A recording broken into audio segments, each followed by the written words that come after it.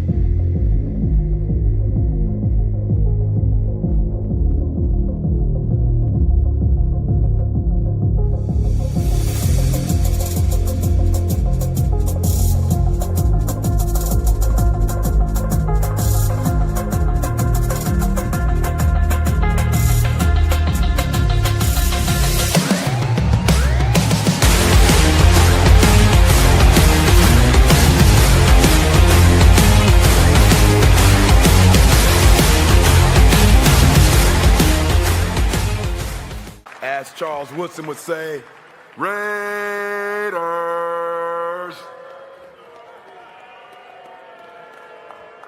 Yeah. What's up, Raider Nation? Welcome back to Raiders Coast to Coast with myself, former Raider Jeff, and my esteemed colleague sitting next to me, Mr. LV Raider 10. So before we kick this off, make sure you guys hit that like, the subscribe, hit the notifications. Make sure you get over to LV Raider 10's YouTube channel, and do all that. Hit the subs, hit the notifications, give them a thumbs up. So make sure you spread the love here, everybody. So Nate, what's going on, man? How you doing? Chilling pretty good so far. It's been a little over 24 hours since we last talked to each other on the show. Right. That's the tough part about following up, doing a show on Wednesday night with the guys, and then jumping in and doing this. And last night was a little different. We had 5 of us on there. So tonight's a little bit more relaxed with just the 2 of us. And this really gives Nate a chance to, get his point out there and, talk it up like, I know he can about, especially college. So what we'll do is we'll check with the chat, and then we're going to get right into it. So we got Robert Pena in the house. What up, Robert? We got Rosetown, changed his profile pic. I see that. Rosetown. Marcus Banks is in the house. What's up, my guy? Salute to you, Marcus. Sacktown is in the house. What's up, Sacktown? Sacktown. Oh, man, how you feeling? Let's see. Ja Raider is drama in championship game. Sean Payton fans can rest for Super Bowl when Patriots wide receiver for Super Bowl. Then Patriots wide receiver, we're going to send them to Cancun. Then Broncos cornerback reaction to Patriot wide receiver saying, he said, who? It's about to be crazy. Well, we're going to touch on that because we are going to cover the playoffs this weekend and everything, because I've got a funny feeling that some people might get shocked this weekend. But let's see. Who else we got here? AO's in the house. What's up, my guy? What up, Anthony? Raidosaurus, what's up? What's good? What's up? My 2 cents is in the house. What's up? Salute. Let's see. I think that's pretty much. Yep, that's everybody that's said something in the chat so far. So let's do this before we get into NFL stuff. Nate being the college football aficionado that I think he is, and I really do think he is. He watches more college football than I do, that's for sure. I don't deny that. Why I have respect for when he talks about college players. So I want to hear from Nate on what he thought about the championship game Monday, and what was his ultimate takeaway from that. So I'm going to let you just have at it and talk it up the best you can, my man. I appreciate that. I mean, obviously going into the game, everyone's eyes, as far as, Raider fans, were definitely on Fernando Mendoza and how he can, kind of elevate or solidify his number 1 draft position that he had going into the game. And I mean, I don't think he did anything to really compromise his current draft position at being number one and being the number one overall prospect, which, is up for debate, especially between us and to some other people. But, it's pretty it's pretty hard to see somewhere that doesn't have Fernando Mendoza going number one overall. So my biggest thing was to watch him to see if anything happens or find anything that really would stand out for us to kind of point out to show everyone why we truly believe. But he did basically what he did all year, and that was do enough for Indiana to win the football game. And kudos to Miami, because Miami put up a dogfight of a game. And I truly did not think that it would be as close as it was, and as it ended up being, because Indiana had been steamrolling teams that were primed to, be in real playoff contention and real national championship contention for, the past couple of years, and Indiana was steamrolling them. So the fact that it got, as close as it did, that it was a really good game. I'm glad it was a good game, because I was getting tired of, the overblown Mendoza hype, but kudos to Miami. And I kind of want to involve you in this too, Jeff. I know you definitely watched the game. But besides Mendoza, who really stood out to you that, kind of caught your eye, like maybe looking out for? Obviously, we have the number one pick, but that's not our only pick. So maybe, later in the draft, or maybe trade it up to get somebody else. Like, who else kind of stood out to you in that game? In that game, it's all on the defense at that point. Mm-hmm. I mean, I know there was some wide receivers, on Indiana that everybody keeps talking about. They're talking about Cooper. They're talking about Surratt. Mm-hmm. Who's the other one? Beckert, right? Becker? Beckert? They got it listed here as Becker. I thought it was Beckert, but sure. Yeah. Whichever it is.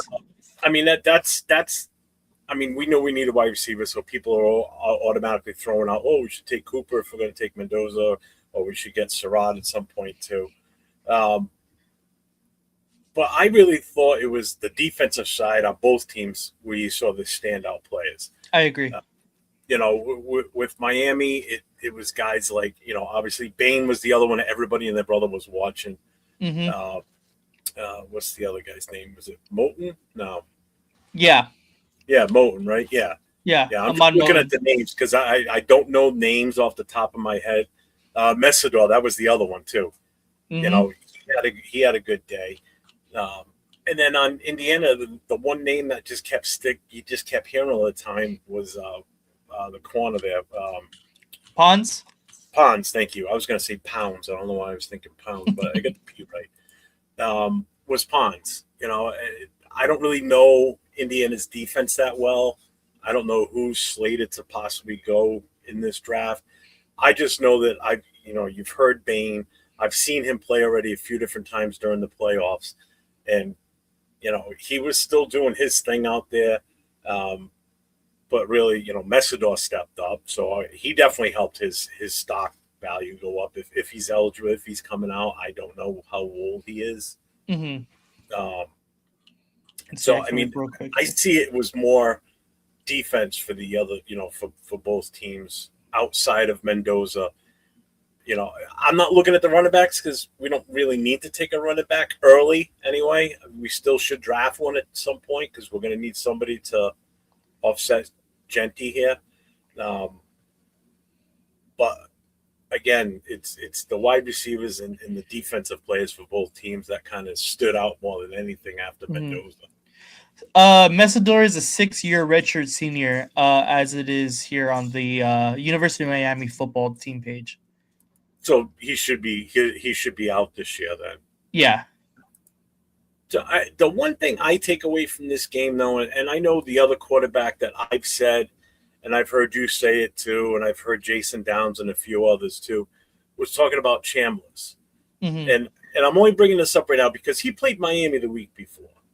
Okay, and that was another close game. They almost beat Miami also. That was 31-27 was the final on that one. That's a tight game. Obviously, Indiana blew out Oregon, and that was just a one-sided game from start to finish.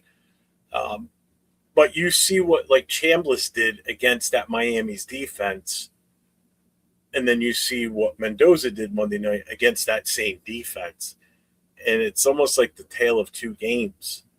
Mhm. You know, two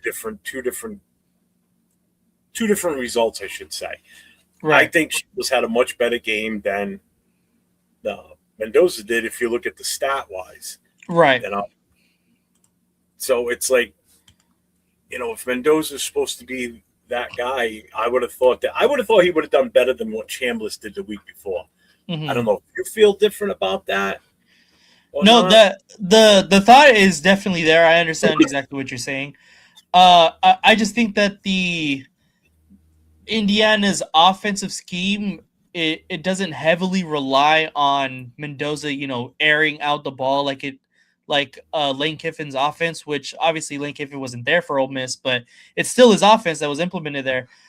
It heavily relies on the quarterback making those plays down the field and just making plays. It heavily relies the offense moves through the quarterback, and Indiana's offense doesn't really rely on the quarterback as much as Ole Miss's does. So I understand exactly what you're saying.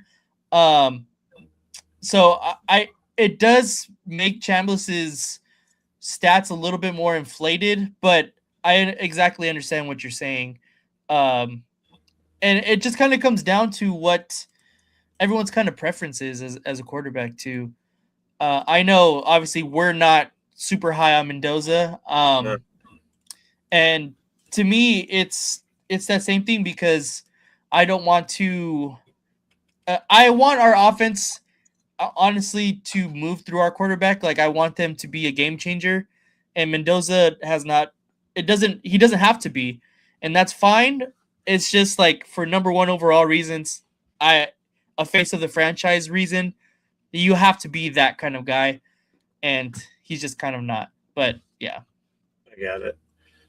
Just real quick here, just get through the chat here, Dave, Jeffy. I mean, What most up? of the country's got some serious bad winter coming. We're in like 1 to 2 feet range where I'm at, and that's going to start sometime Sunday. So damn. this weekend's going to be fun. So that's why I wanted to highlight that. And Rostown's right. That block punt, you take that out of that equation, it could have been a different game at that point. Exactly. Dixon is in the house. What's up, Dixon? Charles Gray's here. What's up? How's it going? Miami's definitely got those 2 first rounders, I think. Oh, Definitely. 1,000. Exactly. Bates, early pick. He's definitely a top 10, if not sooner. Cool Kev's in the house. What's up, my guy? What up, Kev?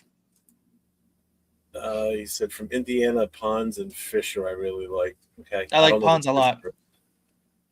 So, what's up, Hits Boy? What's going on? Shout out man? Hits Boy. Yeah, see, he just said it too. Bain from Miami. He's definitely a top. He actually probably need to be a top 5. The guy, what's his name? Moten.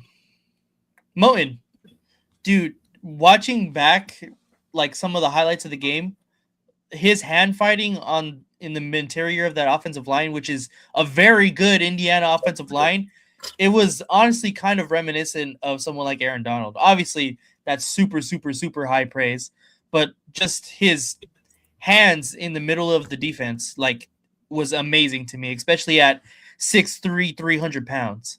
Like, he was getting through the interior of that offensive line so quickly.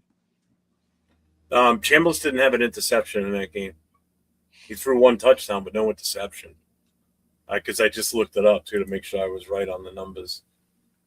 What's up, Daniel Barry? What's going on, my guy? We got Oscar's in the house. What's up, Oscar? How's it going, Oscar? Eric Bell here. What's up? Yes, it will. What up, Eric? Stop talking about the bum rebel QB. It's not a bum. I see him playing college ball. I don't see any of you guys in the chat playing college ball, so he's definitely not a bum. I'm a bum. What's up, Chewy? What's going on, man? What up, man? So the outcome of that game is what you expected. Is that, would you say, basically? I did, honestly. I expected Indiana to win. It's just, honestly, the University of Miami put a lot of they impressed me, honestly. They really did, because I was completely expecting it to be Indiana running them over, It because bugged you. in Miami was not supposed to be there. They were the 10th seed. They were barely made the playoff in general. So the Yeah, fact they that were they got definitely it, I mean, is Indiana was a Cinderella story for the whole season. I mhm, guess you could kind of say Miami was like a Cinderella story for the in the playoff playoff, portion of it. Yeah, 1,000%. yeah. What's up, James Furpo? Yep, we're gonna What up, hit you with James? Raiders. Yeah. So, how do you think Mendoza did in the first 3 quarters? That's a good question. I'll let you answer that one. You can evaluate better than I can. I mean, just Mendoza in general just is kind of underwhelming as a prospect to me. Uh, he played exactly like I said earlier. He played exactly how he's played all season, which is enough. He made all the right throws, and he made all of the spots, and then obviously in the fourth quarter he did show up in big spots where Indiana needed him, and that's where I think it kind of gets a little bit overblown. But I have to give credit where credit is due. Like, he did take that fourth down run, ran over the guy, and kept going to the touchdown, and then he had two big back shoulder throws. Besides that, do you really remember anything else that he did? Because I really don't, because it's all forgettable. So, by what you just said, so would that make him a game manager? Is that Oh what you would? yeah. Okay, that's what I thought. All right. So it's not a game changer, which is what you expect with your number one overall pick, right? Okay, just checking. Just checking. Yeah. Carson went from a 6 to 7 round QB pick to a 2nd to 4th rounder. He resurrected himself. I agree. I think that he, prior to this season, he was 6th, 7th rounder, just like he said. I don't know if he could go as high as a 2nd rounder, maybe because the You're about quarterback Carson class Beck, is so right? weak. Yeah, Carson Beck. Yeah. Uh, I don't know if he goes as high as a 2nd, but definitely 3rd to 4th. I agree with Tanner Jack. What's up, Tanner Jack? That's what I've heard all day today. Yeah, same. Absolutely. I think it's absolutely ludicrous. That could be the worst move we ever make, would be doing something like that. Now, if they want to take one up, we'll trade Max straight up for Lamar Jackson and we don't have to use any draft pick. I might take that one. Possibly. I wouldn't be opposed to that, but I ain't giving the number one for him. Absolutely not. Let's see. Oh, he's saying in the 4th exactly. How do you think he did in the 4th? Won the game. What's that mean? You know what it is? I think people need to really understand too is it wasn't just him putting the team on his back. Well, any quarterback, it doesn't even have to be him. It was a total team effort. That defense stepped up when they needed to step up. Special teams stepped up, obviously, when they blocked the punt. I mean, that there in itself was probably the biggest turning point in the entire game, more so than that touchdown that he ran for, in my opinion. That block punt was everything. You take that out of the equation, I don't think Indiana wins that game. I really don't. Because if they get that punt off, there's a good chance they go 3-and-out again, which they did a lot of in that game. All right. They didn't have a lot of long sustained drives. I mean, it was just a defensive battle from start to finish. And it was just a couple lucky plays that just changed the game. But we'll see. I mean, I know I didn't want to get into those talk about by fault. We're talking about it's just that's not quantifiable. Winners win and losers lose. That's not quantifiable. Yeah. I understand it's a feeling, but to me, it's not quantifiable. Linebacker U says Carson Beck is still not 2.0 career third string. Stetson. To me, when I heard Stena, I heard Stetson Bennett, but I don't know. Or is he talking Stidham? and just spell check. Maybe. So what's up, linebacker? You, what's going on, man? Max and something else for Lamar. Yeah, I mean, I think that's a pretty fair trade. You're giving up, a top defensive end. So, like, if we do that prior to the draft, then we can take Bain at 1. We'll have our quarterback. It's just the problem then lies the offensive line. We don't get the picks. Like, if we trade back or if we trade Max, we don't get the picks to really get the offensive line, and Lamar will eat up the cap space to sign those offensive linemen. Yeah, but if we're not taking Mendoza, that makes that pick even more valuable because now we can trade on him. Why would we take him? That's true.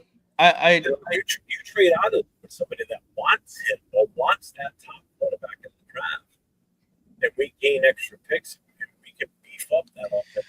But also the problem with that is, like, a team like the Jets can call our bluff and be like, you just traded for Lamar Jackson. You're not going to draft Fernando Mendoza right behind that. They keep on the edge of their seat. You don't have to fleece them like we would have if we didn't have Lamar. Like, if we didn't take Lamar, then there's that 99.9% chance we're taking Mendoza. You know? And they just need to put enough doubt into us and, sweeten the pot up more. Without him, I mean, we still could sit there and say, hey, would you rather have the number 1 overall pick as that? Or you want him, Mm-hmm. We'll see. He said the same shit about Big Ben and Phillip Rivers. Longevity is what the Raiders need. He's definitely one of those guys. 3 years and out. I mean, Big Ben, I don't think Mendoza has a pocket presence as Big Ben or the elusiveness as he did. Obviously, Big Ben was a big guy, but he would never get sacked. And then Phillip Rivers is just more athletically gifted at the quarterback position. And that Mendoza hit he took to the lip, bleeding out. He didn't even eat that blood like a shark. Do you remember my Max trade from yesterday? I don't remember it. There was so much going on yesterday.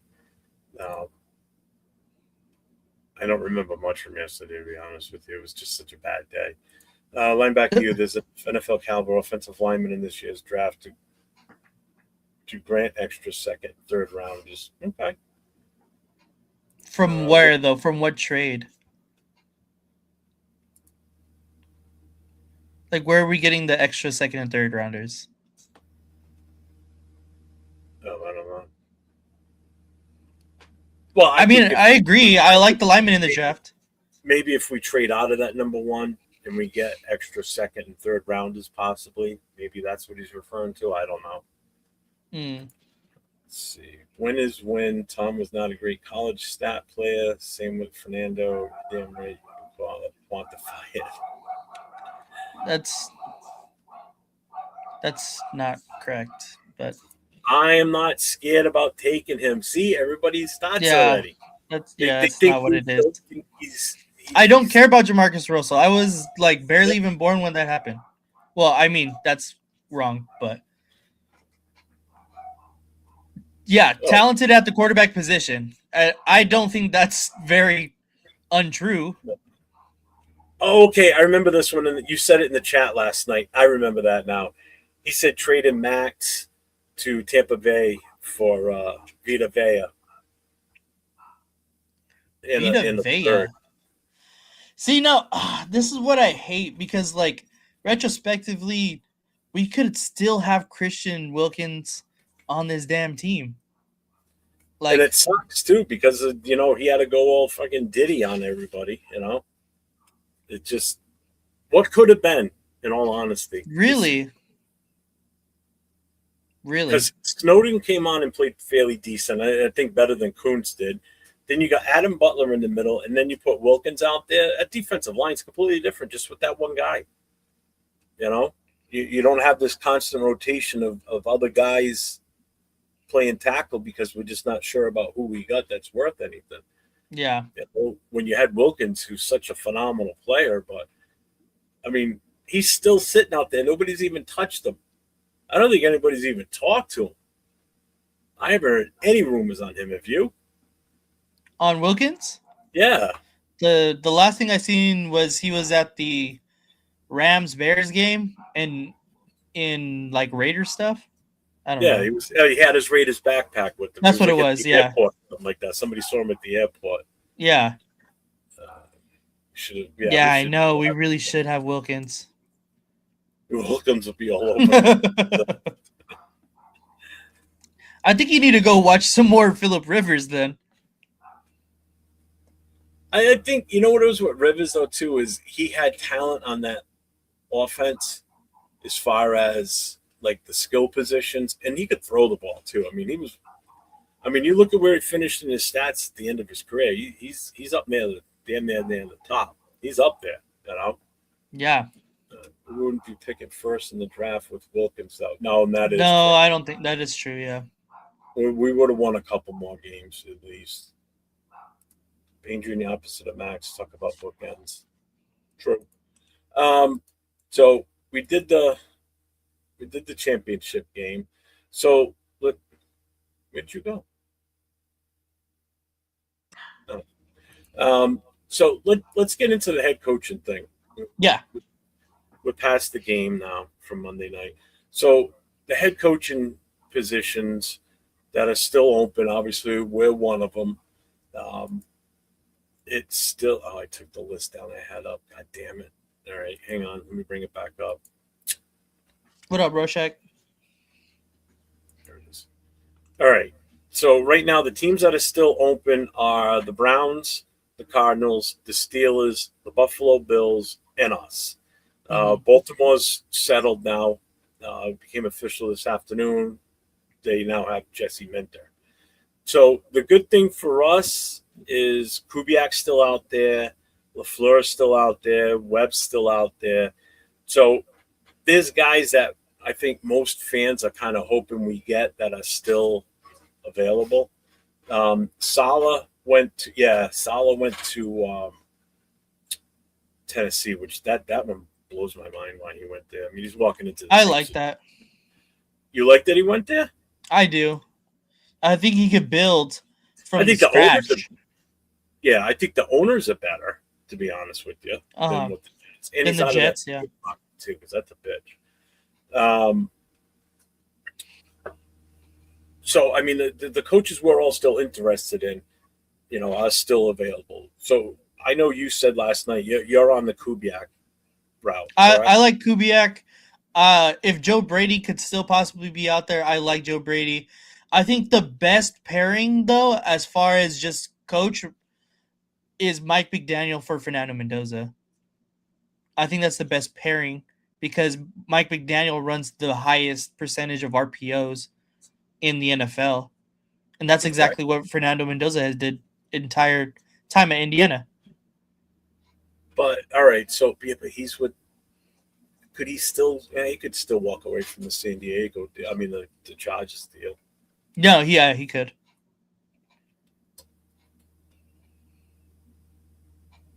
Yeah, I guess that would. I mean, if that's the way they're going to go, but I don't think we're going to be interested in him as a head coach. No, I don't think so either. I absolutely hate the idea of him being in LA now with the Chargers. I know, me too. It just drives me nuts now. And this is one I forgot until today when I was on for a little bit with Leo and Will, and I didn't know that Nagy got let go by the Chiefs, so they still need an offensive coordinator too. Yeah. So someone's going to end up taking that job too. So I mean, you're talking now. You've got Sean Payton and Webb if he stays in Denver. Okay, you've got Andy Reid and whoever he brings in as an OC. You've got Harbaugh and now Mike McDaniels in LA with the Chargers. We're talking some decent coaches now in our division, even at the OC level and such. So, I mean, this is going to suck again, which is why it's such a vital thing that we get the head coaching right, the offensive coordinator, because Raider source said the Chiefs hired somebody. Oh, did they? I know they were looking at Eric Bieniemy last time I seen, but I don't know if that Oh, yeah, there you go. Tanner Jack said Andy brought back Eric Bieniemy. Oh, that's right. There you go. That's right. Yeah, they did say that today. Yeah, that's right. Eric Bieniemy. So again, that's even worse. I think he's better than Nagy, to be honest with you. And Nagy had a defense. Yeah. So here we are again. We're in a situation where we've got an offense that's going to need to compete with these other high-scoring offenses that have talent. The Chiefs probably about the weakest talent, I think, on offense right now because their wide receiver room's a mess. They're not going to probably have Kelsey. So you're talking about 3 decent to good, really good offenses that we have to compete. And if we don't have a defense that's going to be able to stop and keep these scores down, and do we even have the ability to compete offensively? That's the question now. Right. So we have to look at right now who's. I'll just let you name them. Who's our offensive skill players that you can 100% count on for next year? It's really Genty, Bowers. That's kind of it. Absolutely can count on is definitely just Genty and Bowers. I can have hope, Michael Mayer's going to break out. I can have hope that Jack Besh is going to show up. I can have hope that Thornton's going to, develop. But for sure, as of right now, yeah, as of right now, for sure, it's only 2 guys, and that's Genty and Bowers. Yeah, so I mean, our skill position on the offense is not good. I had somebody tell me, "Oh, we're great on offense," and listed off all the players. I'm like, "Yeah." So you're going to put the hope on 2 second-year wide receivers, one who couldn't catch shit, plays like Darius Haywood-Bay. You got one that just didn't get enough play time, but did show potential, I should say, about Betch. Betch is definitely the more potential worthy out of the 2 from last year. Yeah. You got Michael Mayer, who still really we haven't seen what he really can do in the passing game. We've seen glimpses of it. But again, he was out a good chunk of the year last year. Bowers, we know what we got with Brock Bowers. He had an injury issue this year, but he still put up 10 touchdowns. Yeah. That's huge. That's all I wanted from him, to be honest with you. I knew he wasn't going to do it stat-wise. I just wanted more than 4 touchdowns. I was thinking 6 to 7. He did even better than that, and he went up to 10. Jeffy, if we get the O-line fixed, will be even way better than what he was this year. But again, like you said, outside of Bowers and Genty, we don't have great skill position players. We really don't. And that hurts us big time. Yeah. And that's what makes me giggle a little bit when people keep saying, well, just take Mendoza. If we don't get him weapons around him, he ain't going to do shit. Yeah. No, I can agree with that. It's not in week 1. I can tell you that right now. So we better hope that we get some serious talent or we're going to be stuck in the mud in the offense again, whether we get a good offensive line or not. That's why I want Jacoby Lane so bad in the second round. I don't think he's going to be on our board, but. Yeah. No, linebacker, you. I mean, first of all, I'm not on the whole Mendoza thing. Nate's not on the Mendoza thing. He was just saying, basically, in general, if we're looking at a coach that's going to be able to get the best out of Mendoza, and I get what he's saying, Mike McDaniel would be the one for that.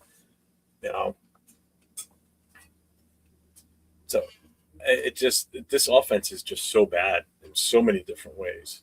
Mm-hmm.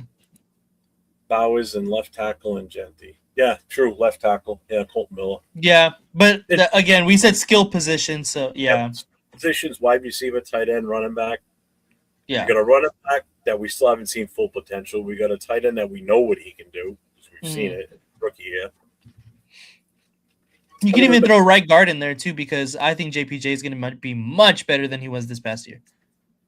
Oh gosh, yeah, much better. Yep. Eric went back to a team with the broken Mahomes and no Tyreek Hill and average running backs. Yeah, but he'll still make the best of it. You watch. I think so. They will still do something that will better them or make them better than what they were last year. Their big thing is they need O-line. So they're in the same boat we are. So there's a team right there that we know in free agency is going to be going for offensive line. They have to. They lost 2 to Chicago, and look how Chicago turned out. Mm-hmm. Yeah, I thought named it. Rush said, in my opinion, this cycle, I believe the Brady Spytek are actually doing their due diligence to trying to get this right. So if the candidate that they want are still coaching, I can be patient. Yeah, I'm fine with waiting for Kubiak till this is over. Ayo, the Jamarcus Russell disrespect. Yeah, and I agree with that too. I mean, when you look at wide receiver this year, it's not that great. You know, Pickens is out there. I'm sure if Tom Brady sweet talks him, Mike Evans could probably come here. That would give that veteran presence. You know, I don't know if he leaves a little bit more, but he's up there in age now too. I can agree with that. Yeah. See, I gotta disagree with that one. I don't think Tucker's that great either. Exactly what he said. Tucker is good, but not. Sir. But we were talking about absolutely for sure can count on, and that's not him right now. Yeah. I would take Pickens. Pickens is probably my favorite. I'm just nervous off the field stuff for Pickens in Las Vegas, so that's why. That 100%. Let's see. Whoever it is, they will get the assistance they want because they are in communication with them already. Yeah. Well, John Rader sent that. We talked about it today when I was on with Leo and Will. He sent me the name of the guy that Kubiak would probably bring over here as an offensive line coach. Bring up the guy's name again. Oh, the offensive line coach in Seattle? Yeah, it's John Benton. And there's a stat in here that shows how well the left tackle, left guard, right guard, and right tackle improved from last year. Now, the left guard is a rookie, so he's only got this year's numbers to go by. But their pressure rate went from basically the highest was 11.5 last year down to 7.2, getting pressure on the quarterback. Then a 9.5 to a 6.0, then a 9.8 to a 6.6, and the rookie has a 5.7 pressure percentage rate on dropbacks. So only 5.7% of the time they actually got pressure on the quarterback off of that player on the line. It's a hell of a lot better than, I guarantee if you look at what Oz was this year, it's a hell of a lot higher numbers than that 11. That's for damn sure.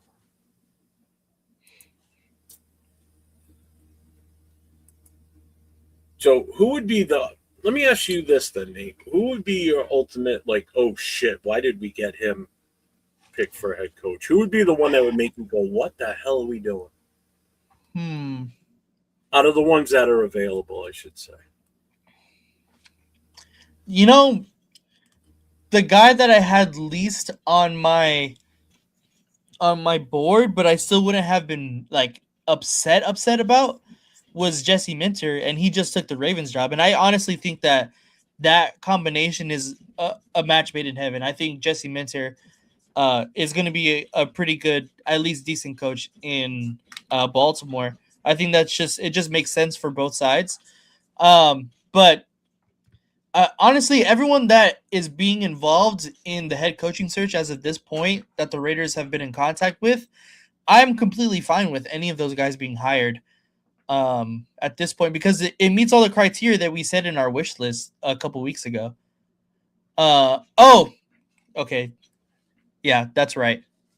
Hiro Ivero. Yeah, for sure. That's probably the only one. That's the one that make you go, Yeah, that's the one. I did forget about him, though. I honestly did. But yeah, that's the one guy I would be like, what the fuck are we doing? Because it just doesn't make sense in the trajectory that we're trying to do. Yeah, so that would be the guy. But anyone besides that, honestly, I'm cool with. But yeah, thank you for reminding me about him, though. So a little birdie told me that some goat of a QB spoke with a certain former Marshall QB about head coach. It was a big birdie too. Chad Pennington? He went to Marshall? Chad Pennington? Yeah. Yeah. That's what I was trying to think of. Like, who went to – is he coaching right now? Who's he coaching? I don't know. That was just the first Marshall quarterback that popped into my head. Coach from Buffalo, McDermott would be what the heck? See, I don't think so. I think McDermott would be like, okay, let's go. I like McDermott. He definitely was a scapegoat up there. I you know what? Let me see if I can bring this up again because there was some serious head scratching about that one, especially by the by some of the players. Hang on, I gotta find this. Where the fuck did I have this? It was all different tweets and shit that players actually put out how pissed off they were that he got let go. Someone basically saying this is a goddamn joke. What the f? Shit. Where did I see that? Of course, now I'm not gonna find it. Yeah, Chad Pennington doesn't seem to be coaching anywhere, so I don't know which Marshall quarterback.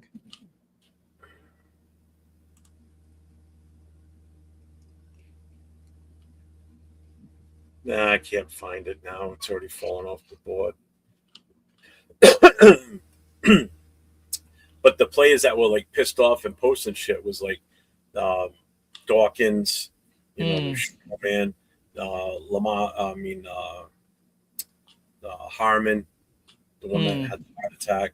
A lot of these guys that are well known and well respected up there that were just like pissed about it.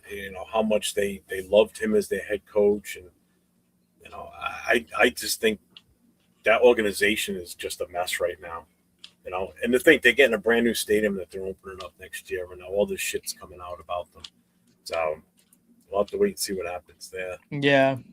The Broncos defense, Joseph Panthers, be pissed if they, yeah. What's up, Jay? What's going on, man? Yeah, see, McDermott and Daboll would be sweet. Bill's about to decline without McDermott. Oh, I agree with that. It depends, honestly. If Joe Brady takes the spot, I think it would say at least the same. Oh, that's what it is. Chad Pennington's coaching at a private school in Lexington, Kentucky. But so negative on McDermott. I don't get it. I think McDermott's a good coach. Tom Brady wouldn't offer Chad Pennington the head coaching job, though. So that's why I'm saying it's probably the wrong Marshall quarterback. And like I said, that was just the first one that popped into my head. Randy Moss. What was this I saw? I guess there it is. I guess Keon Coleman had a wild Bills conference the other day or something. Mm-hmm. So what did he say? Bills owner, turning president, general manager, being held a press conference Wednesday morning to, among other things, explain the decision to fire head coach. Pagula appeared to take a shot at wide receiver Keon Coleman, deflecting blame for the draft choice from Bean and assigning it to McDermott. Oh, he blamed Keon Coleman on McDermott signing. Coaching staff pushed to draft Keon, he said. I'm not saying Brandon wouldn't be drafted by him, but he wasn't his next choice. That was Brandon being a team player and taking advice of his coaching staff, who felt strongly about the player he's taken for some reason heat over it, and not saying a word about it. I'm here to tell you the true story. Oh. I think I figured out the Marshall quarterback that he's talking about. Okay. I think he's talking about Byron Leftwich, which would make sense. I've heard that name get kicked around. Because he was, let me see. He was the offensive coordinator for the Tampa Bay Buccaneers from 2019 to 2022. So that means he would coach Tom Brady. Actually, I would have gotten it just from this as soon as he said Jacksonville. Yeah. So, yeah, you're right. Yeah. That makes sense. I don't know if I would hire him as the head coach. I probably would take the chance as an OC, though. Currently, he's assistant at Colorado. Rorschach said to go back to his question. He says, let me see. He's not asking you to answer this one. I look at the Mendoza situation as they want him because of what is between his ears, his brain, and not what upside there probably can be. Enough of that already. Hence Manning, Brady, etc. I see what you mean. You want to know what you thought about that. If you think that's, I mean, I get that, but because just because a quarterback is, you know, extremely smart in the NFL and understands, plays and play calls and play design, and it doesn't mean he's going to be a successful NFL quarterback. A lot of of high processing and smart quarterbacks end up being good coaches. And I mean, if he wants to be a coach, sure, eventually, I'm sure he would be a damn good coach. But we're talking about NFL quarterback, starting NFL quarterback for our favorite team, Las Vegas Raiders. I I just want whatever is best for the Raiders organization, and to me, it's the best possible prospect, and that's just not what Mendoza is to me. I will tell you this: if that's their thought process, that's coming from Tom Brady and Tom Brady only. And I'll tell you why. Because that's following in the footpaths of what Bill Belichick used to do. Bill Belichick wouldn't necessarily go and look for the best talented players sometimes. He would always go for he would look at like the Wonderlic scores, like who's the highly intelligent player in this draft that he can get, that he knows can learn just about anything that they throw in front of him. And that's how Belichick was. Because I remember him talking about this himself, Belichick, saying how he doesn't necessarily look at the talent level sometimes. He looks at the mental stability and the mental, foresight for that player. Like who's the smartest one on this draft board that's available that we can get? Mm-hmm. So that probably that's why I say that would be coming straight from Tom Brady, because that was his mantra for so long while he was in New England. That's all he heard. So that shit sticks with you. So I guarantee that's what it's from. I wouldn't be surprised. What's up, Eric? Nate, you want to grant? Yeah. People are still, I don't know if you know this or not, people are still extremely divided on Ashton Genty. That's not really news to, I don't think, a lot of people, but a lot of people still don't like Ashton Genty even after what he put up. So I don't really know like how I'm 0-2, but okay. And Mason Graham had a pretty good year. I not better than Ashton Genty, and I love Ashton Genty, but still. We didn't do Ashton Genty any favors, basically, is what it really comes down to. We never saw the full 100% potential of him because we didn't address the offensive line. Address the offensive line, different season for him. Completely different season. What's up, Mike? Hey, I'm just tuning in. Did you guys discuss the rumors of the Raiders draft and trading number 1 pick? Yeah, we've already talked about that. And I didn't find anybody in the chat along with us up here that are in favor. Was in favor for it, yeah. I even threw something out there. If it's not the draft pick, then how about Max for him straight up? Whatever. But yeah, I'm not into getting him. I'd love to end up around 10 and then take Downs and Styles. I see. All right, so that was with Minta being the coach at that point. Into 2025 and beginning of 2026 has been head scratches and unbelievable. Looks like we'll get an improbable head coach way out in left field, or maybe not even the dugout. I think we still got a legit shot at Kubiak, because there was a few teams he had listed and they're all gone but us. We're the only one that still doesn't have a head coach out of the teams that he wanted to go to. Baltimore was the last one until today.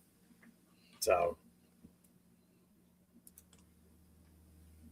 fuck, the Angels need fucking something, dude. Shit, I would be glad if he goes to the damn Angels. I don't see a team trading 3 first for the number 1 pick anyways. You never know. Desperate teams do desperate things.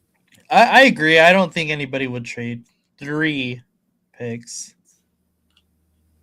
People didn't like my and Napoleon was awesome. I love Napoleon McCollum. Buffalo. Or McCollum, whichever one. I always forget you had 2 Napoleons on this team. I mean, I don't think anyone would be mad if we got Kubiak now. There's 2 coaches right off the bat that if we got, I would not be upset with it. It's Kubiak and LaFleur. Either one of those 2. Sneak Webb in there, and maybe I'd still be okay with it too, based on everything I'm hearing about him now. You know, you can have Kubiak as well. Bring Mike White. Mike White. Hey, remember that name because that's going to come up later on in the quiz. I can tell you that right now. So we've already talked to head coaching candidates. So like I said, we've got the list of teams that are still available. We know for the most part what most fans would like to see come in here. Do you think we're the most attractive destination as far as, who's left? Or do you think it's the Bills?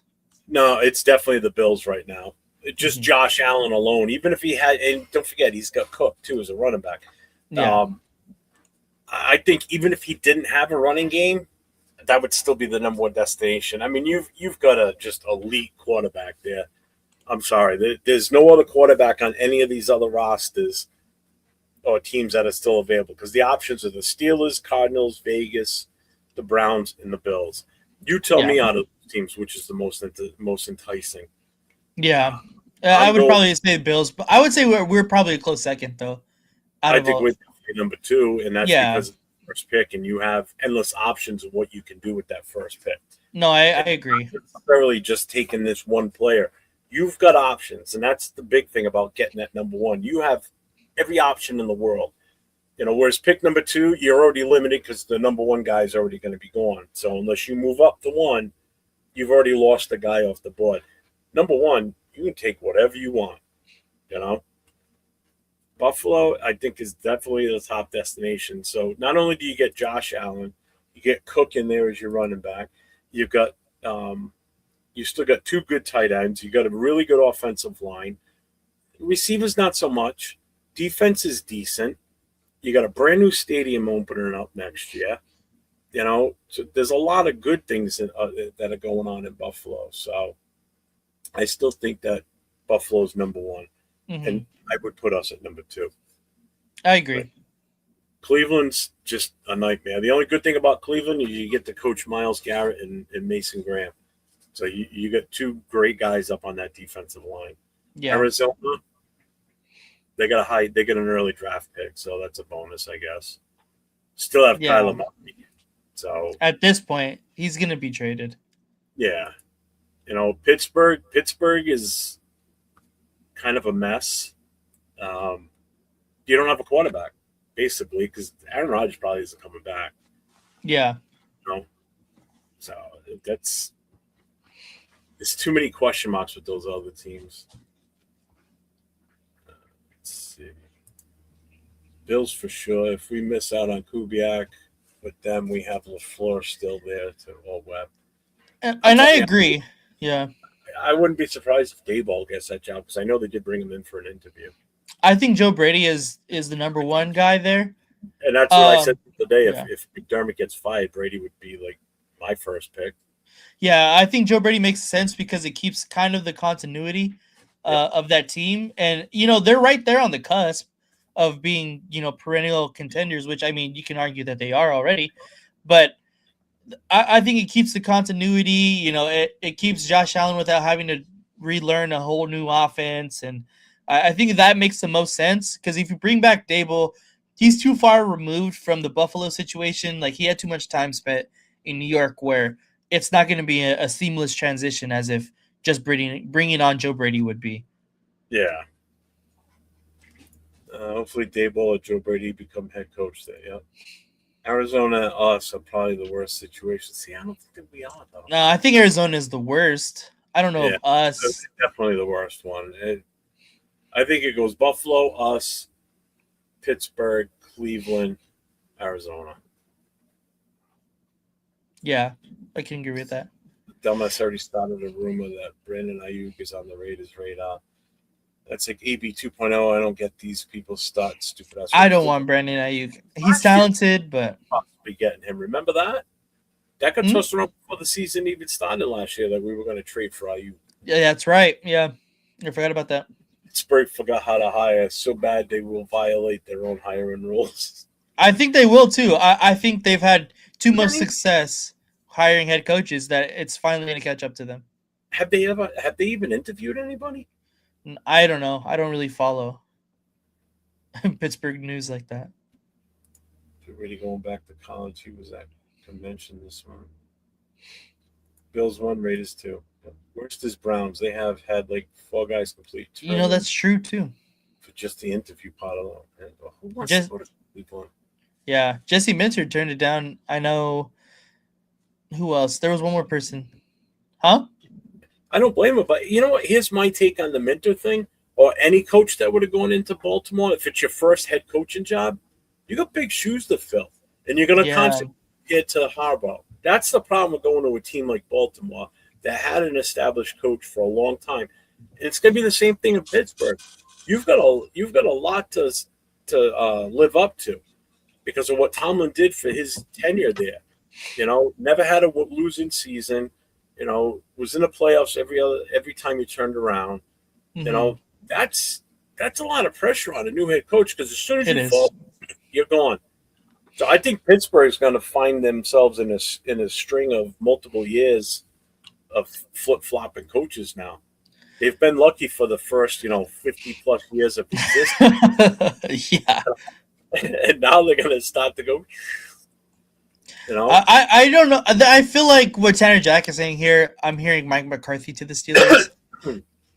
I feel like if they can figure it out, I mean, he had a long tenure in Green Bay. If they can squeeze out whatever's left of, Mike McCarthy, I feel like he could possibly have. And I feel like Pittsburgh, with their head coaching situation, whoever they hire, is going to be a lot more patient than other organizations, considering that they're known to having longevity at that position. So I feel like they're going to be a lot more patient with letting whoever they choose, develop or be there for a while to kind of create their team in however image the head coach sees fit. So we already talked the draft. We've already talked what we would do with the number 1 pick. I really don't want to do a Mendoza talk tonight. I like to talk about the head coach because that's the most relevant thing right now. And that's what some fans forget is, we can talk about the number 1 pick in Mendoza all we want. Those are just pipe dreams right now. Until we get the head coach in and his coordinators and we know what direction they're really going to look to take this team. Because you'll be able to figure that out based on who gets hired for the most part. And honestly, as a Mendoza hater, I can tell you, you're pretty safe buying fucking Mendoza jerseys. Like, to me, there's no other. I don't see us going any other way. So even as a Mendoza hater, I can admit, you go buy your Mendoza jersey if that's what you truly want, because I think that's where he's going to end up is here. Now, I'm not putting him on the Mount Rushmore. I'm just saying when you step in to a team to take over, and that's what you have as the coach prior to you, got fired even though they still had a decent season and everything, and he's been, had really good years and such.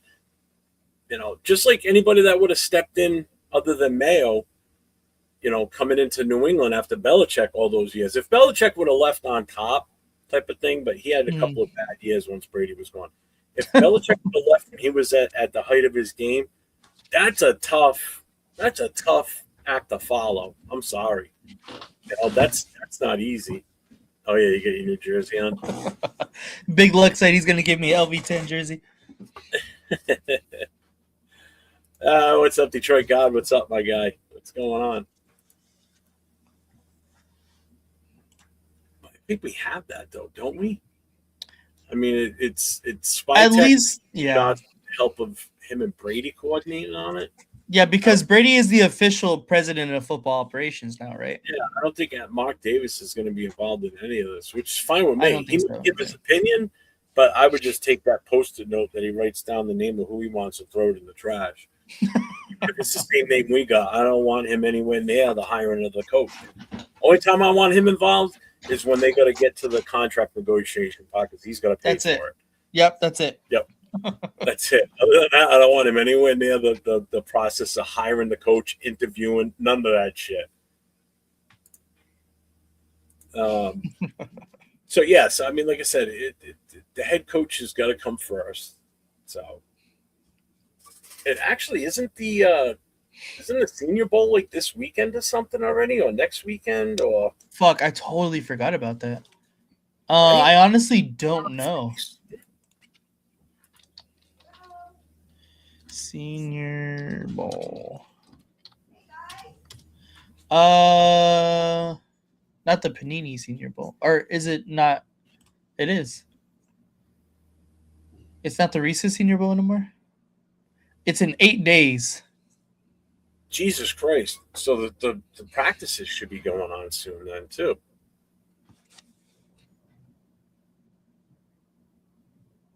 Yeah, that'd be really interesting to see. I can't believe I totally forgot about that game. Well, because I heard somebody say something about it today on another show, and I was like, "Oh shit!" Yeah, I can't find anything on.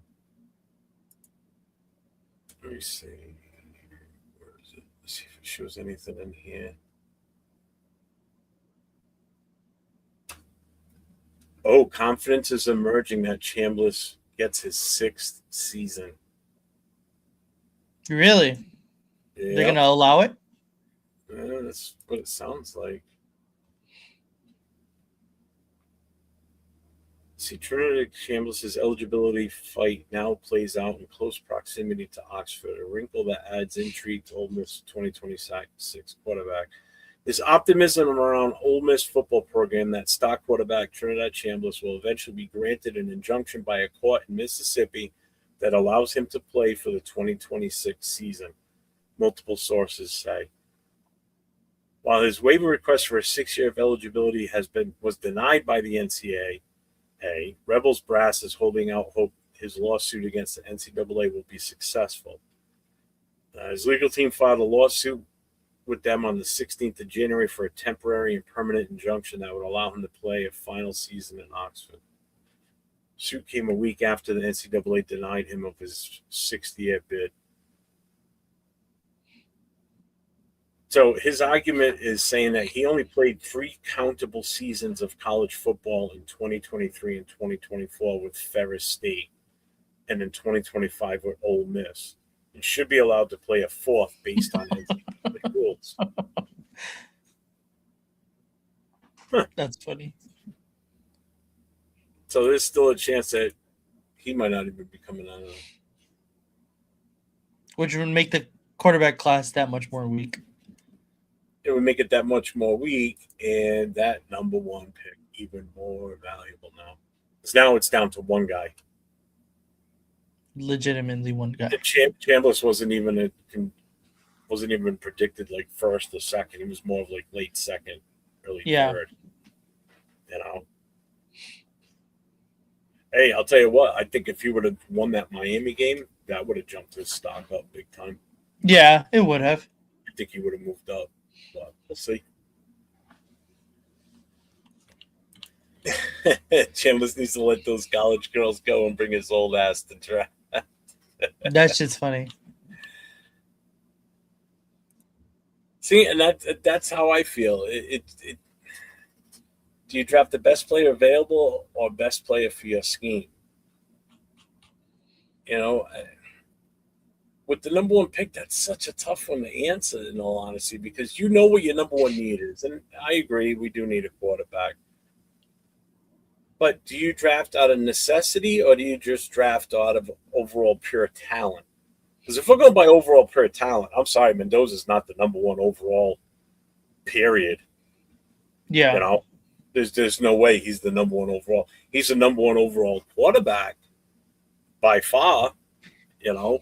So in a quarterback-driven league, yeah, he's going to by default be the number 1 pick. But when you look at serious consideration for just pure talent and a plug and play type player, that's not him. That's not getting true value for that number one. That's how I look at it. So are we ready for the quiz? Yeah, I'm down with it. All right, we're an hour in, so let's trivia time, boys and girls. Yeah. All right. So the way this is going to work is it's multiple choice questions. Okay, and I'm going to put up the file. Hold on, I thought I had it open. All right. So it's going to be multiple choice questions. There's 25 questions in total.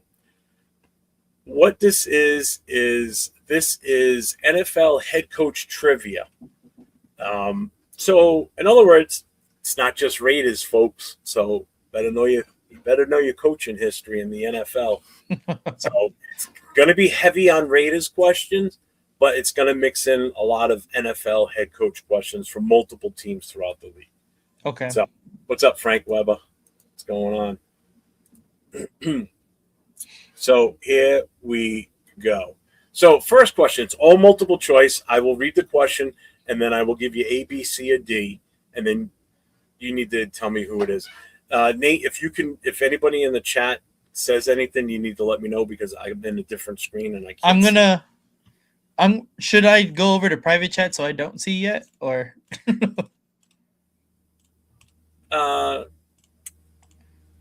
No, it doesn't matter at this point. All right, let's see.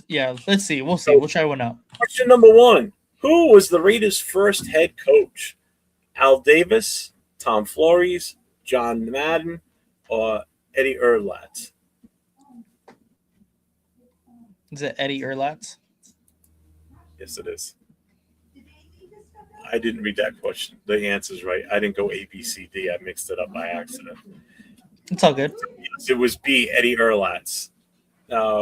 Which NFL figure is most associated with the phrase "just win, baby"? A, John Madden, B, Vince Lombardi, C, Al Davis, or D, Bill Walsh? C. These are the easy ones. Yeah, C, Al Davis. Which Raiders head coach has the most wins in franchise history? Okay. A, Flores, B, Gruden, C, Al Davis, or D, John Madden? I think it's Tom Flores. A, Tom Flores. Really? John Madden? John Madden. Yeah. Those were the two guys that I was thinking. Now, keep in mind, don't jump out the answer right away because it may not be who you think it is. So you need to let me read the names, folks. All right. Who was the head coach of the Pittsburgh Steelers during the 1970s dynasty? A, Bill Cowher. Chuck Noll. Chuck Noll. C, Don Shula, or D, Tom Landry? Yes, it was Chuck Noll. Again, they're going to get a little bit harder. I'm starting off soft on you guys. Yeah. How many Super Bowls have the Raiders won? 2, 3, 4, or 5? 3. What? 3. Yeah. Who coached the Raiders to their first Super Bowl win? John Madden, Tom Flores, Art Shell, or Al Davis? John Madden. Yes. This is good. This one's a funny one because I remember this. And it was hilarious when it happened. Which Raiders head coach was fired mid-season via overhead projector? Dennis Allen, Hugh Jackson, Lane Kiffin, or Norv Turner? I don't know, actually. Is it Lane Kiffin? Lane Kiffin. That sounded familiar. That's why. Some of these, if I let you, all right. I mean, I can let you just guess what the answer is, and then we'll go from there. So That's cool. We'll start with this one because this is a perfect one to start this on because I guarantee you guys are going to be like, which NFL head coach has the most career wins, regular season only? Is it Bill Walsh?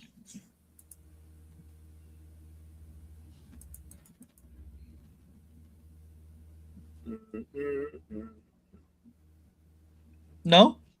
Nope. Is it regular season? Huh. I don't think it's Vince Lombardi. Oh, so someone just put it in Don Shula.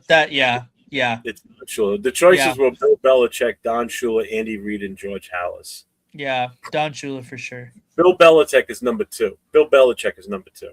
Oh, okay. Which Raiders head coach was hired twice? Wasn't 2 hired twice? Who kept saying Kiffin? What's up, Cool Kev? He's a little behind. I mean, it's What's John up, Robert? Gruden, Art Shell. Yep, that's exactly. There's 2 choices. The choices, if I read it, multiple choice was Flores, Gruden, Art Shell, and Shanahan.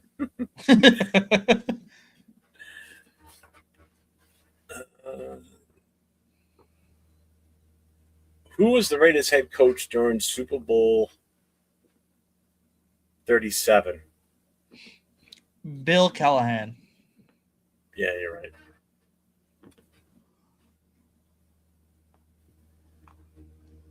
Who? Is it Vince Lombardi? Vince Lombardi. What's up, Kush? What's going on, man? Who was the first minority head coach to win a Super Bowl?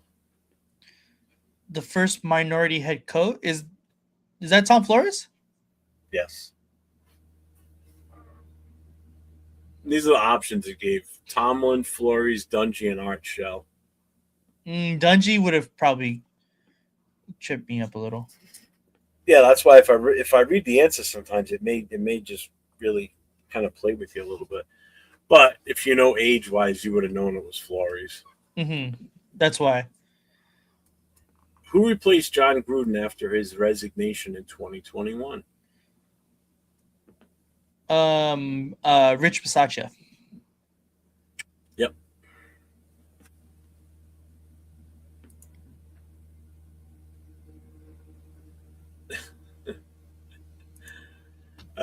Which head coach led the Dallas Cowboys during the 1990s dynasty? Jimmy Johnson. Yeah. These questions are too easy now. God damn it. I think I'm just smart. Questions are too easy. Who was the Red Hater? Who was the Raiders head coach during their first season in Vegas? John Gruden. Mm-hmm. Oh, this is going to be a good one. This is going to be a good one. Now I have to read these off. Okay.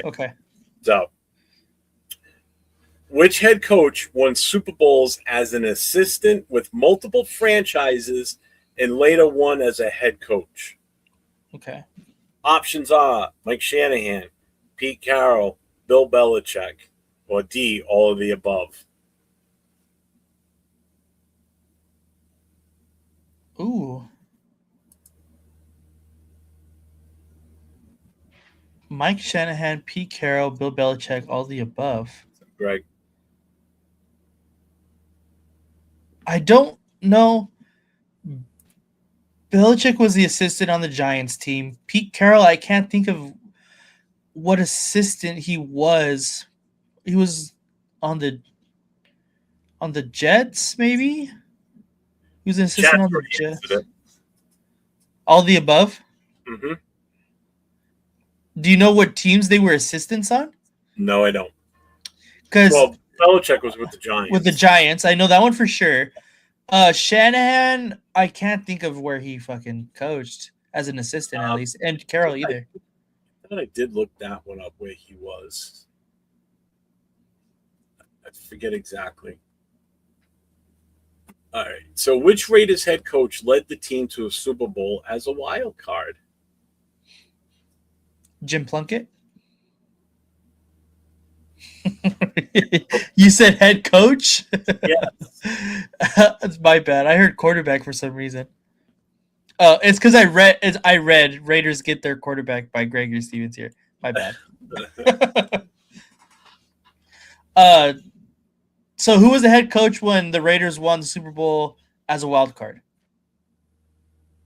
Is that the question? Yes. Which Raiders head coach led the team to a Super Bowl as a wild card? Was it Flores Yes. Yes.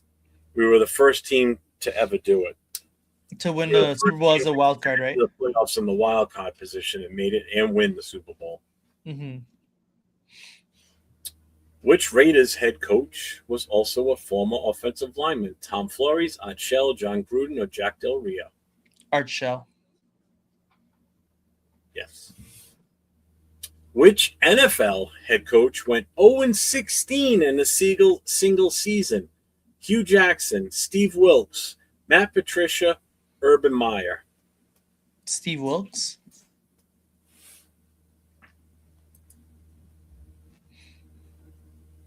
Yes, it was the Eagles in that wild card game. What's up, Hawkins? Brandon got it right. Hugh Jackson. He was with the Bengals. Hugh Jackson? Mm-hmm. Really? Was it the Bengals or the Browns? It was the Browns. I don't remember if he went 0-6. Oh, he did, huh? Yep. Oh, Yep. fuck. I forgot about that. Which Raiders head coach finished with a winning record but was still fired after one season? I'm going to read the names. Mm-hmm. Mike White, Jack Del Rio, Norv Turner, Bill Callahan. Was it Mike White? Yeah. Because he said, "Oh, remember that name, huh?" Yeah. Let's see. Oh, this is a good one. I think this is going to screw some people up. Who is the youngest head coach in Raiders history at the time of hire? Lane Kiffin, John Gruden, Dennis John Allen, or Gruden. Jack? What are you saying? John Gruden. Wrong. It was Lane Kiffin? Yeah, Really? Cool Kiffin was with the Browns. You're right.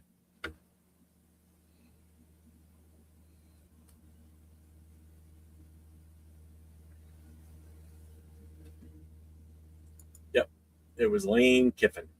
Don't ask me how old he was. I know he's in his 30s. I know that. Yeah.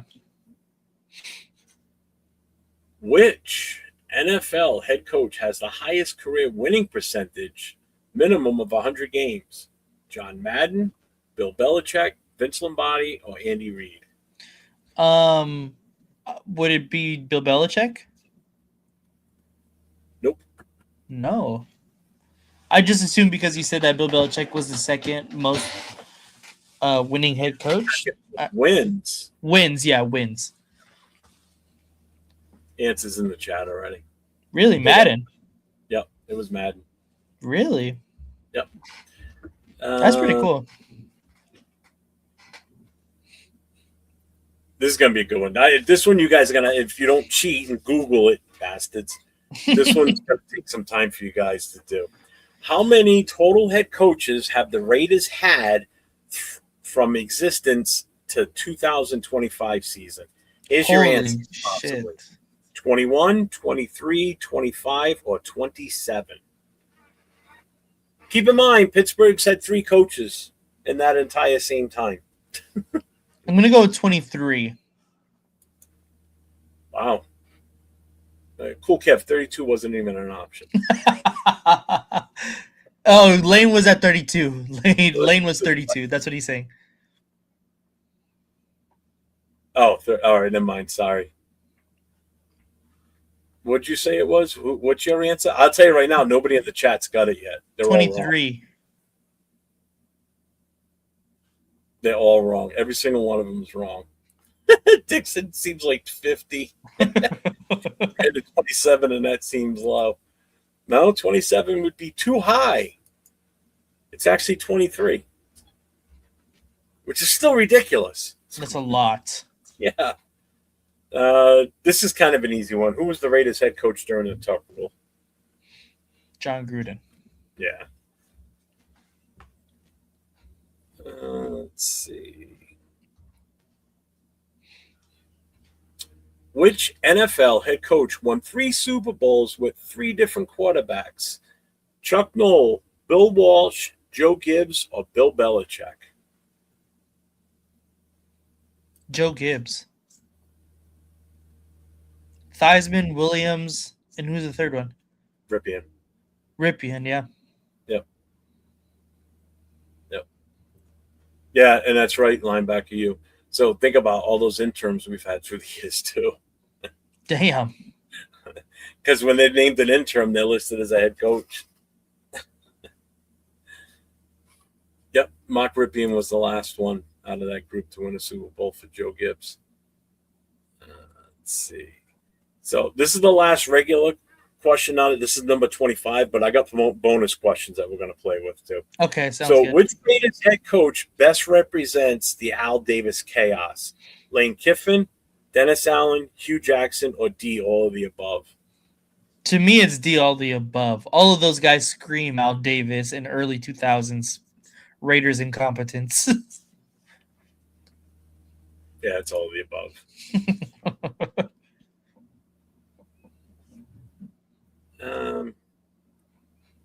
Let's see.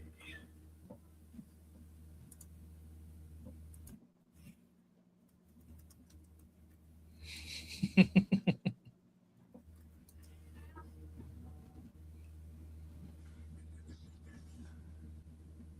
on. I gotta get these questions. All right.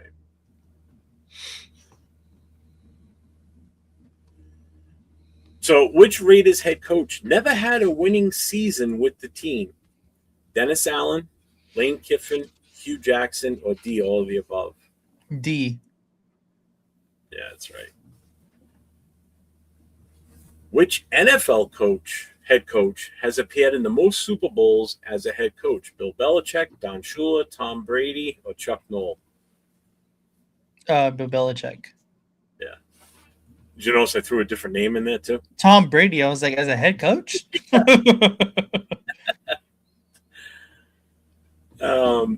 Who hired John Gruden back to the Raiders in 2018? Reggie McKenzie, Mike Mayock, Al Davis, or Mark Davis? Mark Davis.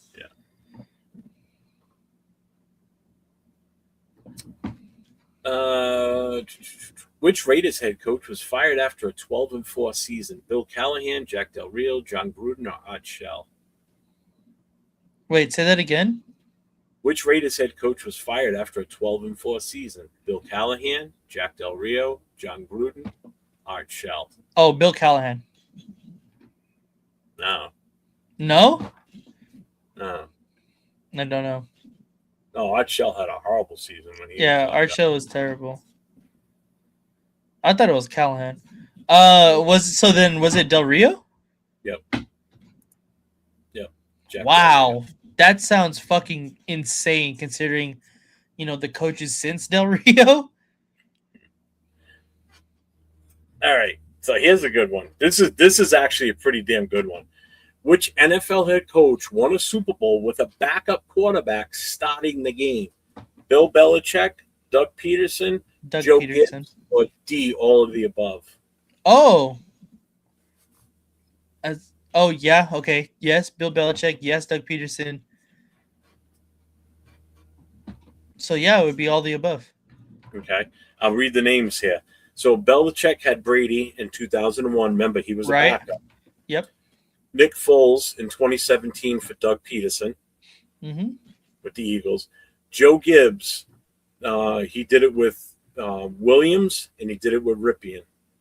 They So were they both backups? Yeah, they both came in as backups. Wow. They were there. They started the season. They were technically the backup. Mm-hmm. All right. So, which Raiders head coach had the longest gap between coaching stints with the team? Tom Flores, Art Shell, John Gruden, or Mike White? Art Shell. Yes.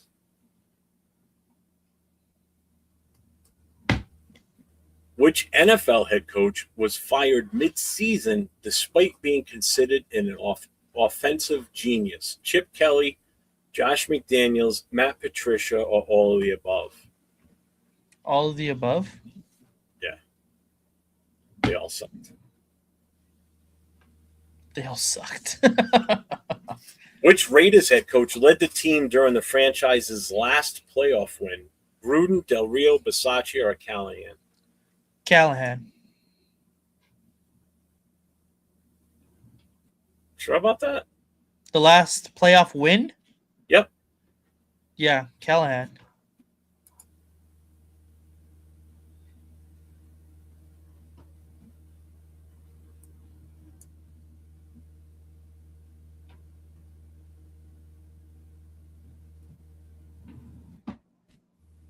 about that? So, what are the options again? Yeah, I don't know why they put Patricia in that when he's a linebacker, you, but I just read it off anyway. What's up, Randy N? Which Raiders head coach led the team during the franchise's last playoff win? Mhm. Gruden, Del Rio, Bisaccia, or Callahan? Callahan. Del Rio. Playoff win? Mhm.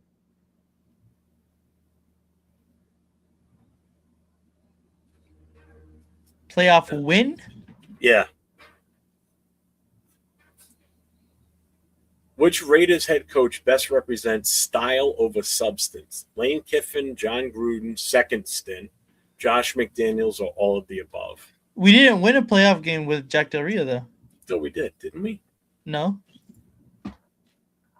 We lost in 2016 because Derek Carr broke his leg. Why does it? And that was the only time that Jack Del Rio coached into the playoffs. Wait a minute here. Then that was the wrong answer then.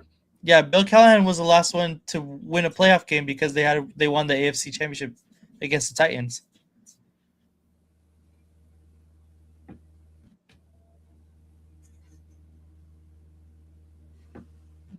Hang on. Let me just double check this.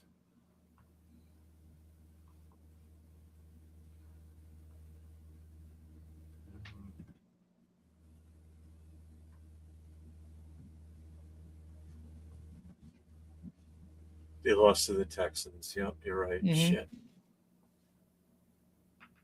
All right, so then it would have been Callahan. You're absolutely right. I apologize. I apologize. All right, so I was wrong on that one. You were right. My bad. Chad is eating you up.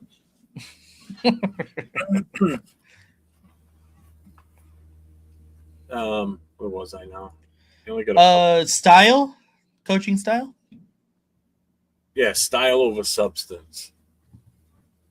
So which Raiders head coach best represents style over substance? Lane Kiffin, John Gruden on his second stint, Josh McDaniels, or all of the above?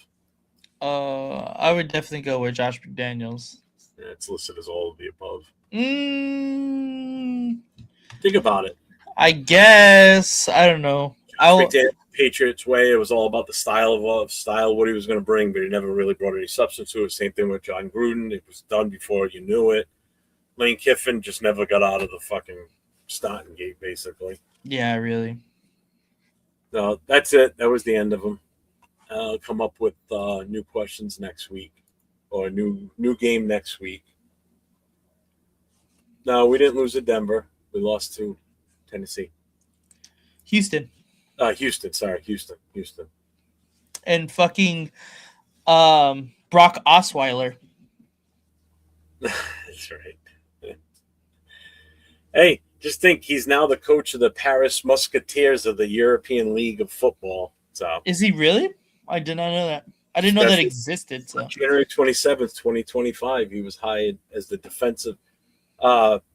head coach and defensive coordinator for the Paris Musketeers. wow, And he's still the head coach now. Yep. that's crazy. That's pretty cool. Did he play? So the Paris franchise was announced in 2023. In 2024, the team made its first postseason appearance, which resulted in the loss against the Vienna Vikings. These Paris uniforms are goofy looking. I don't like them. Okay, I see linebacker used question here. Name the 4 head coaches that either won or coached in the Super Bowl and college national championship game. I know Pete Carroll's one, and I know Jim Harbaugh is another. I'm trying to think. Jimmy Johnson. Jimmy Johnson. There you go. trying to think of Barry one more. Switzer, I think. Barry Switzer? I think it's Barry Switzer. Didn't he do it with Arkansas while he was there before he came to the NFL? I don't remember. Because I know he won one with the Cowboys.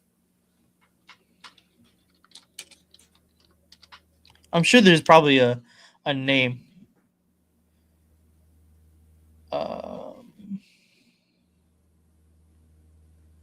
Arkansas. I'm trying to think of some of the other college coaches that have won that have come into the.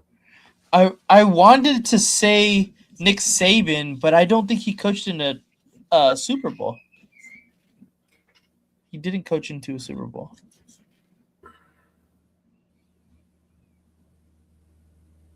It's not Lou Holtz. This game was like, oh, at least I made it entertaining. That's the whole point. We gotta come up with something. We can't just sit here and talk about the same crap night after night after night. It gets boring. Okay, so I was right with Switzer.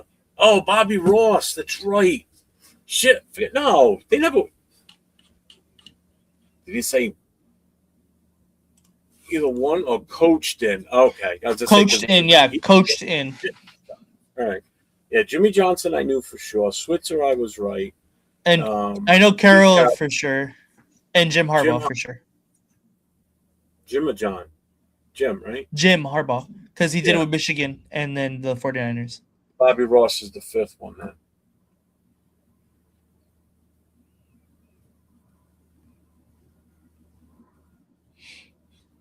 He was. He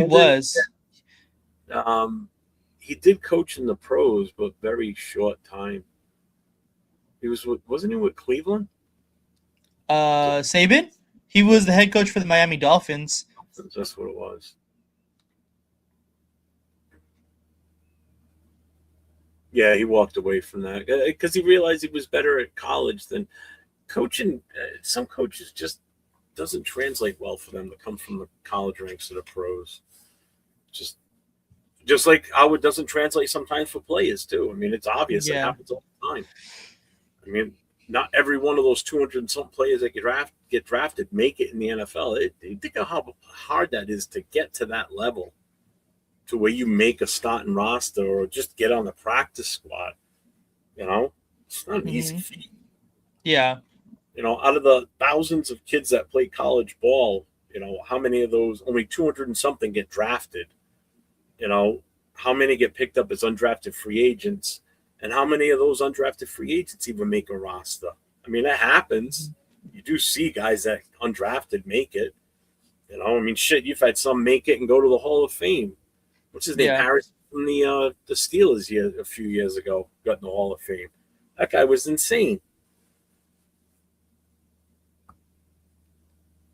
How many NFL coaches took two different teams to Super Bowls?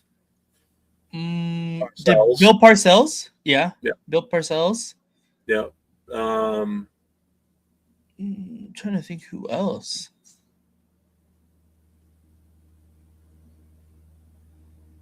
Two different teams to the Super Bowl.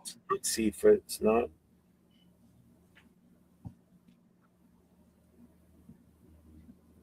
I'm going through all the different head coaches.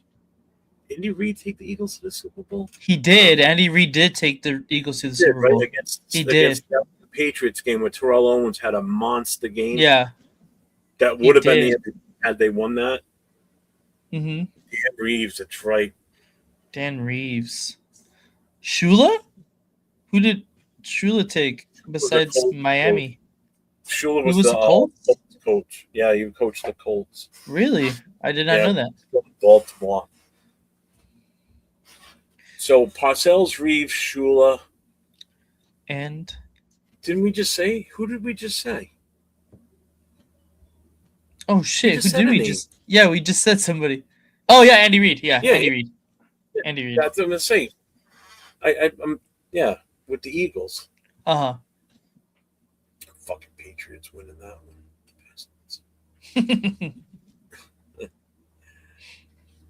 He was the head coach in Super Bowl III? Mm-hmm. I did not know that. Yeah, how did I not know that? That's where he got his first head coaching job, obviously, was the Colts. And then he went on to Miami and turned Miami around. Wow. I did not know that. That seems like a pretty big And what thing are we for me to missing? One more? miss. There's one more. There's another.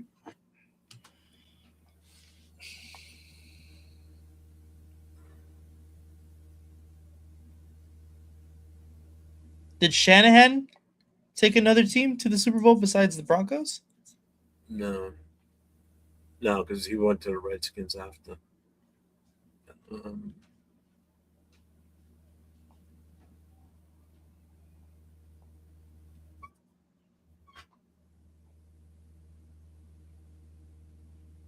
Who was the coach of the Browns? No, they never paid it. It's not Belichick. Unless we're talking. Wow.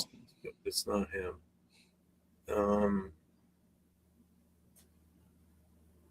Oh, Gruden. No, it's not. Gruden No, didn't take us to the Super Gruden Bowl. didn't.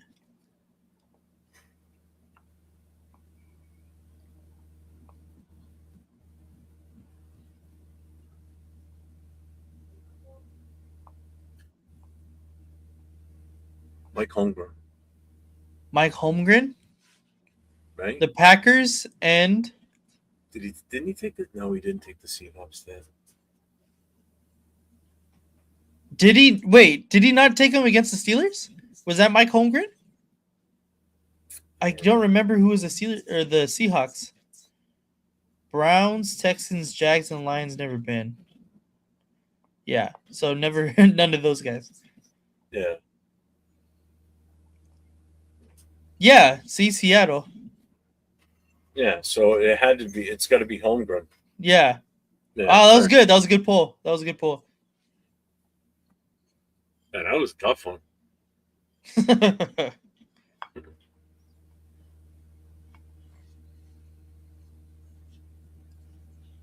Yeah, because he was the first one to win a Super Bowl for Green Bay. That was back when Favre was still playing. That was the only Super Bowl he won.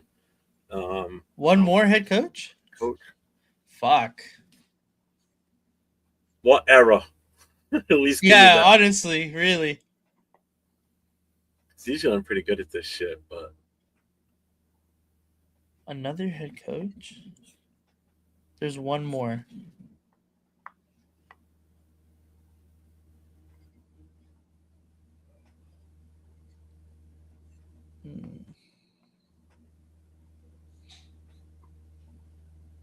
Damn.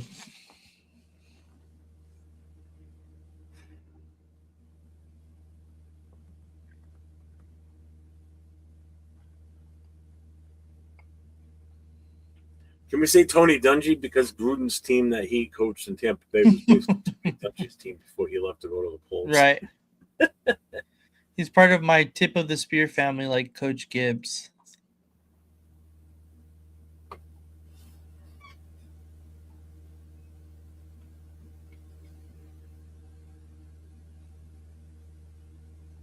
Shit.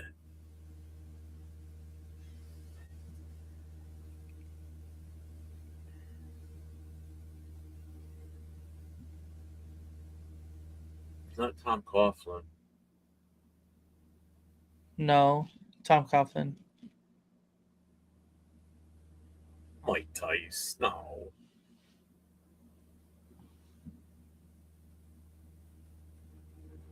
Oh my God.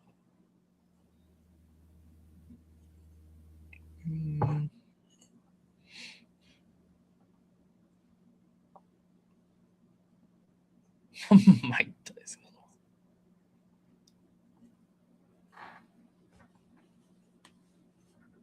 He was a head coach of 4 different teams, but took an AFC and NFC team to the Super Bowl and lost. Lost one he should have won. An AFC and an NFC team to the Super Bowl. Bud Grant? Jerry Gleiberman played in the Super Bowl.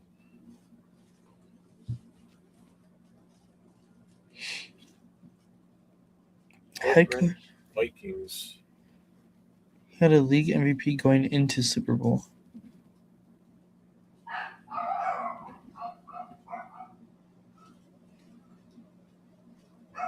Oh, I got it. Who is it? I got it. Oh my God! Why am I drawing a blank on his name? It was with the Eagles against us in the first the Tom Flores' first Super Bowl. I don't know the head coach for the Eagles. Well, he was the head coach of the Rams during the greatest show on turf. Oh fuck! What is his name? I can't think of his name. He was super emotional. He used to cry all the time. And his MVP was Kurt Warner. Dick Vermeil. Vermeil. Dick Vermeil. Vermeil. That's right. As soon as he said MVP, I'm like, that's got to be that one. I couldn't remember his freaking name. Yeah, he was super emotional. He used to cry all the time, that guy. Hey, he was a hell of a coach, though. Actually, he's the coach during the Vincent Papali thing, the movie Miracle. That's right. He is. He's the coach during that, because that's during that whole time frame when he takes them to the Super Bowl and everything. Good job catching the name, man. I couldn't even. The name. I just drew a blank on the name. Yeah, no, really. That was a good one. What up, Will? That was a tough one. What's up, Will? So, you got anything coming up? You got any videos you dropping or? No, not as of recent, honestly. Is an Aztec?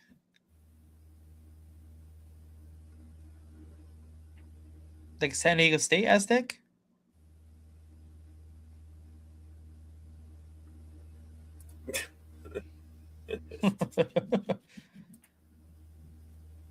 Yeah, that's what I want to do. Good thing he just said Broncos Panthers because it just reminded me of a matchup. Before we get out of here, because this weekend we got the AFC and NFC championship. So I want to get I want to hear the chat too. Oh yeah. Give me the picks for the Broncos Patriots game, which is the early game on Sunday. So who's winning that game, Nate? I'm sorry. I'm so sorry, Jeff, but with Bo Nix being out, we weren't very high on the Broncos offense just originally with Bo Nix, their starting quarterback. So the fact that they have to go to Jarrett Stidham now, who we all know pretty well, I think, he's a very solid quarterback. I just, AFC Championship game, I don't see it. I really don't. So I'm going to go ahead and say the Pats go on and make it to the Super Bowl. All right, chat, put who you think is going to win between the Patriots and the Broncos. I'm in a pickle here because I hate both teams. I despise the Patriots more than anything. And the fact that if they win, I'm going to have to deal with that shit for 2 weeks before the Super Bowl. And if, God forbid, they win the Super Bowl, I got to deal with that shit for a year. And the fact that we're going to play them here in New England again. All right, so it's going to be never-ending.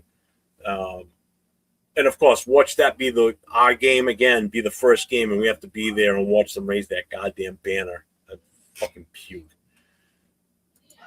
I want to say Broncos, and the only reason I'm saying this is because they interviewed Sean Payton the other day, and he said he's not worried about Stidham. Mm-hmm. He's not. I think he's extremely confident, and I know that's probably the right thing for him to say and everything. I get that part. But Stidham's been there with him for a while now. So he knows what's going on. I think he's going to be okay. I think Denver could pull this off. And the only reason that they pull it off is their defense. So I'm going Denver. So the chat is saying Pats win. Bullcat says Pats. Frank says Pats. Let's see. Tanner says Pats. Will Stidham play better than Stroud did? He's got to. He's going to have to, exactly. He said, I said from the start of playoffs, go back in the chat, Rams versus Patriots, and Rams win it all. Right, God, I fucking hope not. Which means he's also saying Rams over Seattle. So, all right. So now the second game, we've got the Rams traveling to Seattle to take on the Seahawks, which is an extremely tough place to play because we all know how loud that stadium can be. So, who you got in that one? I got the Seahawks. One, because I have a deep, passionate hate for the Rams, but also because the Seahawks have been absolutely rolling. I don't think anybody thought that they would steamroll the 49ers as bad as they did. And then coming into the playoffs, the Seahawks were continuing to roll. So I don't see that slowing down anytime soon. But the Rams are an extremely formidable opponent, of course. They have arguably the best head coach in the league, and they're not going to go down without a fight. So I do think it's going to be a rather close game, but I do have the Seahawks. I took the Seahawks in that one too. So if you're taking the Patriots, so you're saying it's the Seahawks Patriots in the Super Bowl. Mm-hmm. Who you got winning it?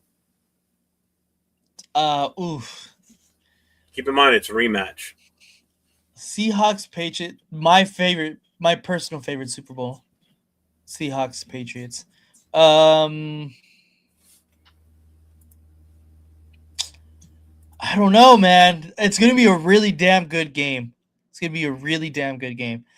I might want to go with the Seahawks. They get the revenge on New England. Sam Darnold, my USC quarterback, gets his ring. You know what? I like the sound of that, so I'm going to go ahead and say Seattle. All right, most are saying Seattle here, it looks like. I'm not going to lie. I kind of wish – now I wish the game was here. And the reason I'm saying it is because we're supposed to get hit with like almost 2 feet of snow starting Sunday into Monday, possibly Tuesday. So we're going to get walloped this weekend. So this is going to be a fun weekend. I'm hoping for a Seahawks-Broncos Super Bowl. Even if it is Seahawks-Patriots, I think Seahawks win that regardless. I think the Seahawks take the Super Bowl this year. I just – after what I saw last week, what they did, and granted, the one downside for Seattle right now is no Charbonnet. He's done for the season towards ACL in that game. So this is why I said this earlier today when I was on with Will and Leo. That game Sunday evening or Sunday afternoon is going to be very interesting to watch, especially as us as Raider fans. Let's see what Kubiak does to make up for the fact that he doesn't have Charbonnet. He doesn't have that mass, that awesome 1-2 punch with those two, with him and Walker. All he's got is Walker right now is his definite number one. Yeah, I know they got other running backs, but they're not Charbonnet, sorry. So let's see what he does to game plan for this game this weekend. Let's see how he pulls this off. This will be a true litmus test for what he really is. So I'm curious. And I just hope the Pats don't even land in Denver. They somehow fly over the Bermuda Triangle in the middle of the country. They vanish and you never hear from them again. I don't give a shit. That's the only thing I can hope for. So most are saying Hawks, Broncos. I mean, it looks like most, other than linebacker you, is saying Seahawks. The Hawks. Yeah, dude, the whole country, like 30-something states, like 32 states are getting hit with snow and freezing ice and rain. And I know my buddy lives down in Dallas, and he's like, this sucks because they don't have the equipment for it. They're not used to it. They get ice storm or snow down in that area, forget it. Everybody just comes to a screeching halt. Nobody riding around down there in SUVs like they are up here. Walk about to get out of the dog. Yeah, he's gonna have no choice. Yeah, that Kingdom was pretty nasty. I saw you mention about the turf too. That linebacker, that was horrible. That shit. But, I got nothing else. I'll be on tomorrow night for my No Huddle show. So again, if anybody's got friends or family that are fans of other teams in the NFL, have them pop in. 9:00 Eastern tomorrow, 6:00 Pacific. I'll be on, and Nate, I'll see you next week. I will be on live for the games this weekend, so if you're going to be around, Nate, if you want to pop on, feel free. So, nothing else to do. I'm not going anywhere. I'm going to be snowed in, so I'm good with that. I'm staying home. I will do live for both games. I'll do separate streams for each one. So I hope to see you all tomorrow night, and if not, then I'll see you on Sunday. And like I always say, stay safe and go Raiders, baby.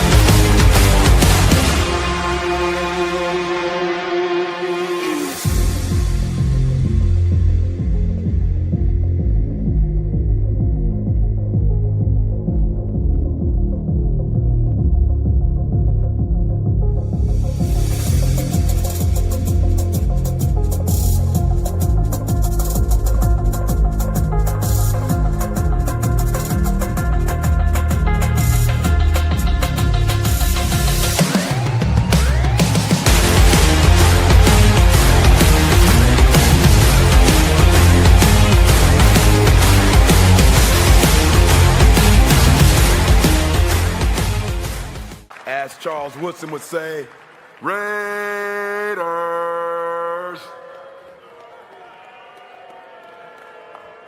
Yeah. Back and build